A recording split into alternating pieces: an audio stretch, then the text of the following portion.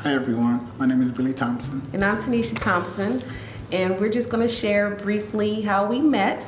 It was in high school, when we first met in high school, and we were able to reconnect through social media. After that, I came out to visit Billy. He appeared to be fine. He had told me that he had a brain injury and it was a severe trucking accident. And I had seen some of the pictures on social media that he had shared, so I was aware of the physical injuries. The brain injury was not as prevalent to me because he was able to maintain certain social cues and hold a conversation. It wasn't until after we started dating that some of the symptoms started to surface. Certain things that he couldn't really, I think, share because he didn't know too much about how everyone else perceived him. He only knew how he communicated. And so it was quite interesting as we, I guess, continued to date and eventually get married. Yeah, and that's when she started seeing more of issues with my brain injury, dealing with situations. My wife goes with me to all my appointments so she can tell me to stop. This is what he said, do this. And that's how we work with one another. The parts of my brain were damaged was my frontal lobe, temporal lobe, and parietal lobe. And a lot of it is my cognitive thinking, concentration. My short-term memory is terrible. Long-term memory is great. I can remember a lot of things from my long-term memory. The accident happened December 2nd, 2012. The cause of it was my co-driver fell asleep behind the wheel. I worked for a company called FedEx, and it was over the road. We drove all 48 states. He fell asleep, went off the road, and crashed a truck. The truck rolled 8 times and threw me 2 football fields and landed on top of me. And I survived with 27 surgeries, and my co-driver didn't survive that night. He passed away because the engine landed on top of him. So how do you feel about the quarantine? I'm used to it, being in the house all the time and not be able to go out. So I use the garage, the backyard, the dogs, the pool table, just to keep myself going. And this is what I do all the time. Being not able to, when everybody's at work and school, I'm here in the house. If I'm not at the gym, I'm watching TV and watching Netflix. So it took a while for me to get used to those things after the accident. It took time for me to adjust to do the things that I'm doing now. So now I'm used to it and it's fun. As the caregiver, we need to get out. The quarantine has affected me more so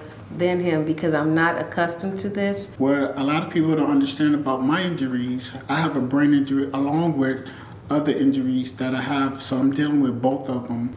He is in constant pain. It's just a matter of to what degree. I encourage him all the time, like, take it easy. I think that he wants to be normal, but he's not physically normal. And sometimes that's difficult to really grasp when you see everyone else doing what you can't do and you have these limitations. It's a constant reminder. And then we have to deal with the depression piece of it. And so it can become a cycle, and as a support person in their lives, you have to be able to talk to them and encourage them and say, hey, you know what, maybe we should do something else, without telling them that you're actually looking out for them and you don't want them to do something that might be physically strenuous.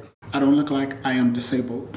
The courts deem me 100% disabled because of all the things that's going on with the brain injury and with all the surgeries.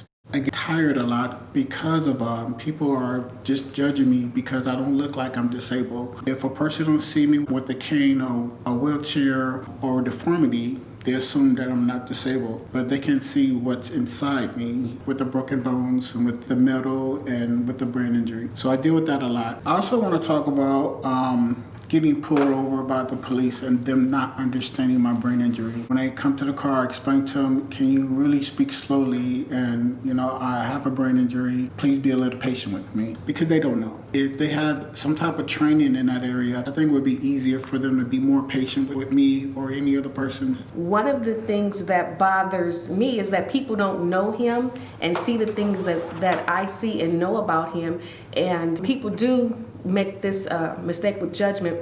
It upsets me, and I have to let him tell his story I went to a pizza joint one day, and 4 firemen were just getting off of work. They pulled up in their fire truck.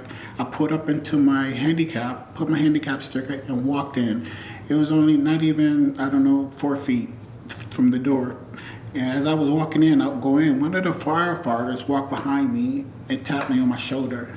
And he said, "Excuse me, can I speak to you?" And I said, "Sure." He said, "Do you think that's fair?" I knew what he was talking about because I've been through it before. That's when I had started. I said, "Can I share some with you, sir?" So the firefighter said, "Sure." And I said, I was in a bad accident. Can I show you some pictures?" Show him the pictures. So as I was showing the pictures, he was waving his other guys over here. "Man, look at this guy. This guy look amazing, man. Look at these pictures." And so he stepped back and said, "What's your name?" I said, "Billy Thompson." He shook my hand and said, "Mr. Thompson, I'm sorry. I will never judge a book by its cover again. You taught me something today." And so from that point on, I've just been eager to tell my story on so many issues because I think I can help a lot of people make a better decision when they're judging people who doesn't look handicapped.